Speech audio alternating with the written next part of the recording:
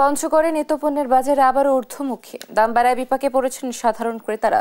এ বিষয়ে বিস্তারিত জানবো আমরা। বিস্তারিত জানাতে সরাসরি যুক্ত হচ্ছেন সহকর্মী রাশিদুজ্জামান বাবু। আমরা যুক্ত হচ্ছি তার সাথে। বাবু, বাজারে কোন কোন নিত্যপণ্যের দাম বেড়েছে আমাদের জানাবেন।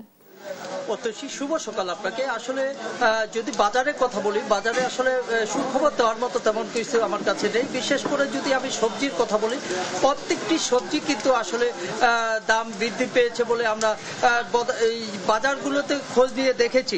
বিশেষ করে আপনাকে যদি যে বলি যে পঞ্চগড়ের মাছ এবং মাংসের বাজারে কিছুটা স্থিতিশীল থাকলেও কিন্তু আসলে আমরা দেখেছি যে অন্যান্য শাক সবজি থেকে শুরু করে এই জিনিসগুলোর দাম বেড়েছে। বিশেষ করে না বললেই নয় যে মরিচের দাম প্রতি কেজি মরিচ বিক্রি হচ্ছে 220 থেকে 200 টাকা।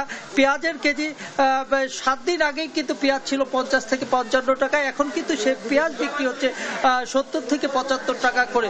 এমনি করে কিন্তু আদা এবং রসুনের দাম 120 টাকা থেকে 160 টাকা থাকলেও কিন্তু আসলে আদার দাম কিছুটা বৃদ্ধি পেয়েছে। এমনি করে কিন্তু প্রত্যেকটি সবজি, বেগুন, পটল, পেঁপে,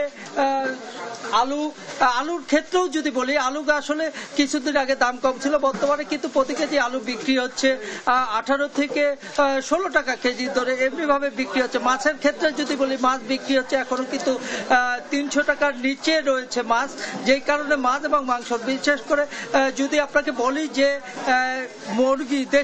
দেশি মুরগি বিক্রি হচ্ছে 480 থেকে 500 টাকা কেজি ধরে। সোনালী মুরগি যেটা বলি, সেই সোনালী মুরগিও বিক্রি হচ্ছে 350 থেকে 320 টাকা ধরে। ব্রয়লার যেটা মুরগি, সেটি কাটা মুরগি, সেটি বিক্রি হচ্ছে 250 টাকা ধরে। এমনি করে কিন্তু আমরা যদি বলি যে গরুর মাংস এবং মাছের ক্ষেত্রে কিছুটা সহনীয় পর্যায়ে থাকলেও কিন্তু আসলে আমরা দেখেছি যে অন্যান্য বাজারের যে উদ্যোগী, তাতে কিন্তু আসলে ক্রেতা এবং বিক্রেতাদের মধ্যে কিন্তু আসলে একটা বাগবিতণ্ডা লেগে আছে। কারণ বাজার সকালে এক দর থাকলেও কিন্তু বিকালে আরেক দরে যায় পরিণত হচ্ছে, যেই কারণে কিন্তু আসলে আমরা দেখেছি যে বাগবিতণ্ডা।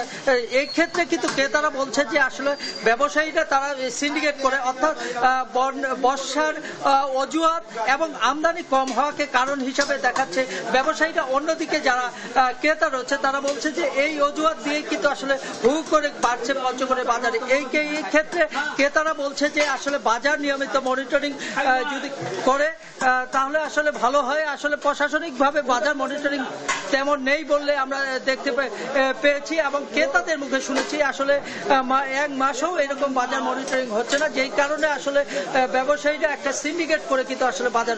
এমনি করে কিন্তু আমরা যদি বলি যে চালের বাজারে কিন্তু আসলে প্রতি কেজি চাল কিন্তু আমরা দেখেছি যে 2 থেকে 5 টাকা পর্যন্ত বৃদ্ধি পেয়েছে, যেই কারণে কিন্তু গরিবের যে পাঙ্গাস মাছ, সেই পাঙ্গাস মাছও কিন্তু 10 থেকে 20 টাকা বৃদ্ধি পেয়েছে। ব্রয়লার মুরগি যেটি বলি, গরিবের খাদ্য বলি, যেটা আসলে হাতের নাগালেই থাকে, সেই ব্রয়লার মুরগি এবং পাঙ্গাস সেটিরও দাম বৃদ্ধি পাচ্ছে। সেই কারণে আমরা যদি বলি যে আসলে পঞ্চগড়ের বাজার কিন্তু যতই বৃষ্টি এবং বন্যার আভাস আসে ততই কিন্তু আসলে হু করে বৃদ্ধি হয়ে থাকে। এই ছিল পঞ্চগড় থেকে বাজার নিয়ে আমার কাছে সর্বশেষ সংবাদ। অতসী।